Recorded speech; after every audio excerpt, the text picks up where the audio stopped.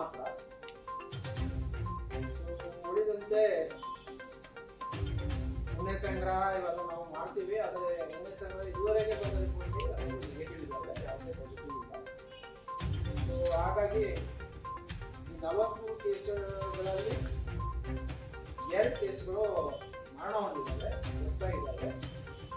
So ಆ ಈ ಕೇಸ್ಗಳು ಒಂದು ಸೀತಮ್ಮ ಮಡಿವಾಳ ಅಂತ 65 ವರ್ಷದ ಮಹಿಳೆ. ಇವರು ಕೊಲ್ಕೈ ಬರುವಂಥವ್ರು. ಇವರಿಗೆ ಸುಮಾರು